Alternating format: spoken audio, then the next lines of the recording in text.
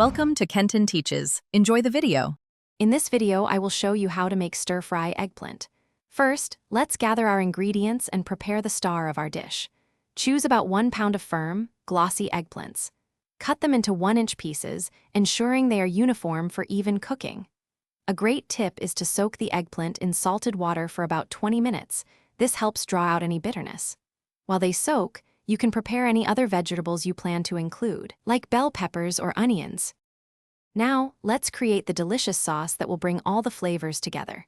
In a small bowl, combine 2 tablespoons of soy sauce with 1 tablespoon of rice vinegar.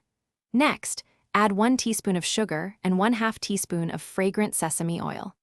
Don't forget 1 clove of minced garlic and about 1/2 inch of freshly grated ginger for that aromatic kick.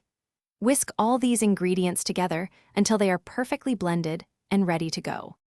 With our eggplant prepped and sauce ready, it's time to cook. Heat 2 tablespoons of your preferred cooking oil in a wok or large skillet over medium-high heat.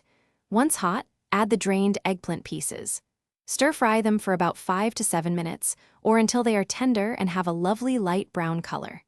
Then, add your other prepared vegetables, cooking for an additional 3 minutes. We want them crisp tender, not mushy, for the best texture. Finally, let's bring it all together for a fantastic meal. Pour the delicious sauce you prepared earlier directly over the cooked eggplant and other vegetables in your wok. Toss everything gently for about 1 to 2 minutes, ensuring all the ingredients are thoroughly coated and heated through. Serve your flavorful stir-fry immediately over a bed of fluffy steamed rice.